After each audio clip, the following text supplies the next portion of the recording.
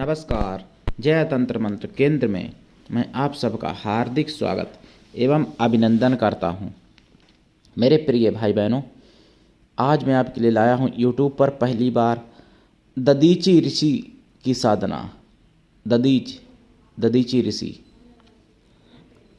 मेरे प्रिय भाई बहनों, जिसके लिए आपको हमारा वीडियो अंत तक देखना पड़ेगा। यदि आपने हमारा चैनल अभी तक सब्सक्राइब नहीं किया है तो तुरंत लाल वाली बटन दबाओ और घंटी बजा दो। आप हमारे चैनल के सब्सक्राइबर बन जाओगे, कोई शुल्क एवं चार्ज भी नहीं कटेगा।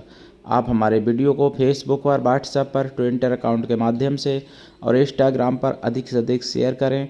लाइक और कमेंट करना भी आपका धर्म है। दुनिया में जिसका कोई नहीं, मैं उसका हूँ। अगर आपको अपनों ने धोखा दिया है, अगर आपको परायों ने धोखा दिया है, तो आप एक बार मुझे अवश्य आजमाएं। हमारा मोबाइल नंबर है 9305 63 71 73। इसी नंबर पर संपर्क करें। मेरा कोई दूसरा नंबर नहीं है और बात करने का टाइम भारतीय टाइम के अनुसार दिन में दोपहर 12 बजे से 2 बजे के बीच का है। कभी कभार इमरजेंसी में नंबर नहीं खुलता है, नहीं नंबर हमेशा खुलता है। पर्वों पर भी नई नंबर खुलता है।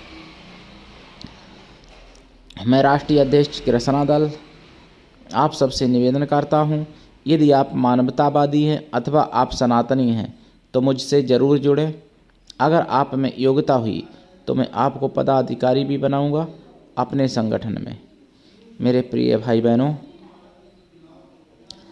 देखिए, दधीचि ऋषि ऐसे ऋषि थे, शंकर जी के तो परम भक्त थे ही भगवान शिव के। दक्ष यज्ञ में, यानी दक्ष के यज्ञ में दधीचि ऋषि को बुलाया था और दधीचि ऋषि अकेले थे जो कि शिव का अपमान जहाँ पे हुआ और वहाँ से चले आए। यहाँ तक कि भगवान विष्णु, ब्रह्मा सभी लोग वहाँ उपस्थित रहे, सभी ऋषि मुनि रहे थे, लेकिन शिव का अपमान दधीचि ऋषि पर नहीं देखा गया और वो वहाँ से चले आए थे, अकेले दधीचि ऋषि। और श्राप भी दे दिया था कि ये यज्ञ में विघ्न आएगा, बिना शिव के विघ्न आएगा, और चले आए थे अकेले आश्रम में। तो देखिए, और दधीचि ऋषि के ही पुत्र पिपलाद ऋषि ऐसे हुए जिन्होंने शनि को भी गिरा दिया था नीचे, शनि देव को। तो दधीचि ऋषि की साधना अद्भुत है, जिनकी कृपा से देवता राक्षसों से हमेशा विजय पाते रहे, उनके ही हथियार बने हैं। उन्होंने अपनी अस्थियां तक दान कर दी, इतने परोपकारी कि देव कार्य में, धर्म कार्य में उन्होंने अपनी अस्थियां तक दान कर दी। ऐसे दधीचि ऋषि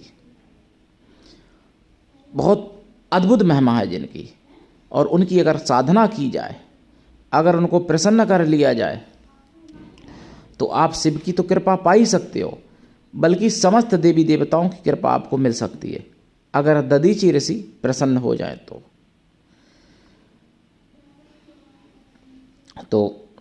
दधीचि ऋषि की साधना आज मैं आपको बताने जा रहा हूँ।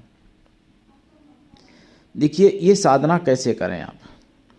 साधक को पहली बार रुद्राक्ष जरूर पहनना पड़ेगा इस साधना में, दधीचि ऋषि की साधना में। और इसमें आसन आपका जो है काला कमल या लाल, पीला सफ़ेद कोई भी चल जाएगा, लेकिन काला या सफ़ेद ज़्यादा उत्तम है। दिशा इसमें उत्तर या पूरब। साधना काल में भूमि शयन, एक टाइम भोजन, ब्रह्मचर्य व्रत परम आवश्यक है साधना काल में, और साधना के बाद भी लाइफ टाइम शाकाहारी रहना पड़ेगा। और ये साधना अगर आपको सफल हो जाती है, अगर आप सिद्ध कर लेते हो, सफलता तो मिलती है। खैर, ऋषि हैं कोई और बहुत परोपकारी, बहुत दयालु ऋषि हैं, तो इनकी साधना में सफलता तो मिलती ही मिलती है, इसमें कोई संदेह नहीं है। अगर आप सफलता प्राप्त कर लेते हो तो ऐसा कोई काम नहीं है जिस काम में आपकी ये सहायता ना करें। ऐसा कुछ भी नहीं है जो आपको ये प्राप्त ना करा सकें दुनिया में, क्योंकि इंद्र और यहाँ तक कि ब्रह्मा जी भी सभी दधीचि को मानते हैं, और जिस पर दधीचि ऋषि प्रसन्न हो जाएंगे तो ऐसा कौन सा देवता है जो उस पर प्रसन्न ना हो, ऐसा मुझे नहीं मालूम है। सभी देवता प्रसन्न होंगे। और एक देवता के प्रसन्न होने से सारे मनोरथ पूर्ण हो सकते हो। जब समस्त देव प्रसन्न होंगे तो फिर कहना ही क्या। दधीचि ऋषि की साधना में आपको रुद्राक्ष की माला से जाप करना पड़ेगा।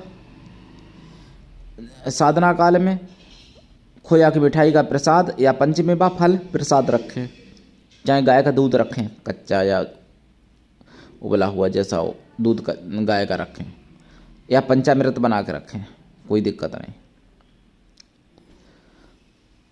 ब्रह्मचर्य व्रत भी जरूरी है साधना काल में, ये हमेशा ध्यान रखना।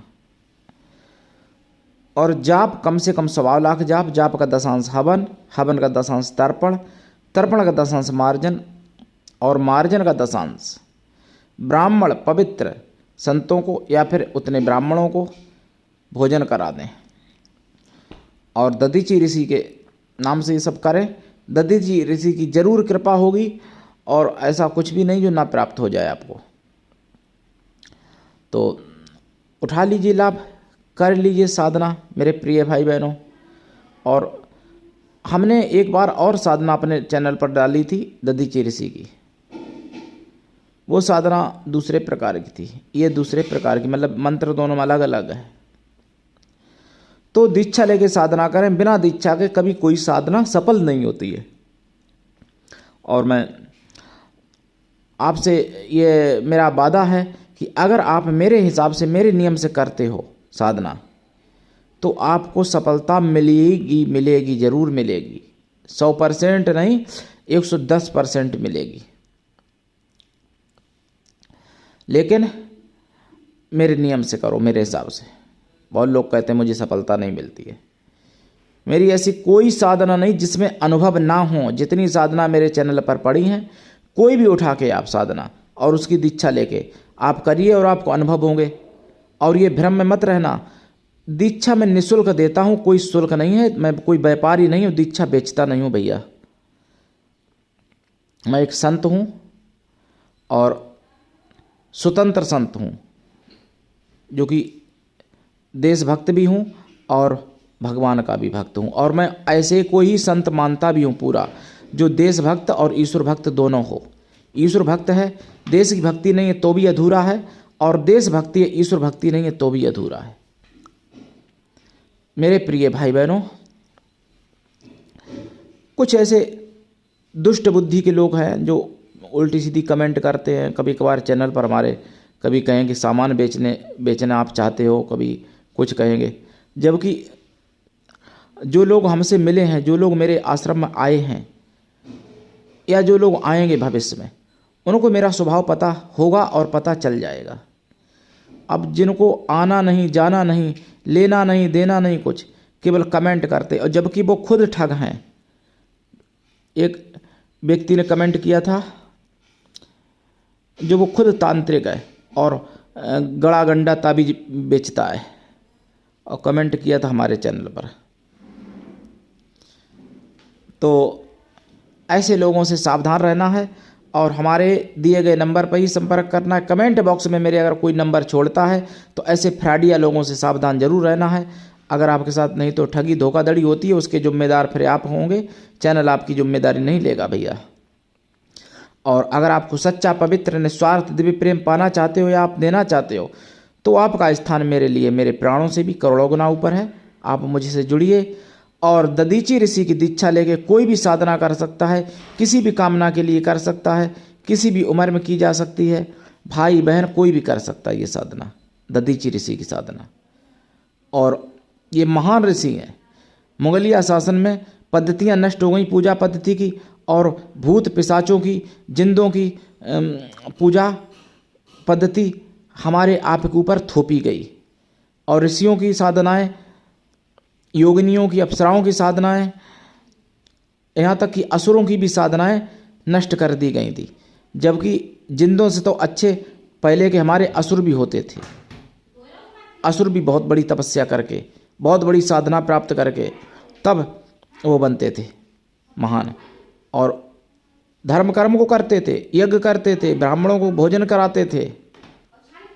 ऐसा नहीं है। आज के सज्जनों से ज़्यादा, आज के संतों से भी ज़्यादा पहले के असुर भी तपस्वी होते थे और अच्छे होते थे। उदाहरण के तौर पर राजा बलि, प्रहलाद, बाणासुर इत्यादि। मेरे प्रिय भाई बहनों, उठाइए लाभ, करिए साधना। मैं आप तक सारा ज्ञान धीरे धीरे पहुंचाता रहूँगा। आज के लिए इतना ही। धन्यवाद। जय श्री राम। हर हर महादेव।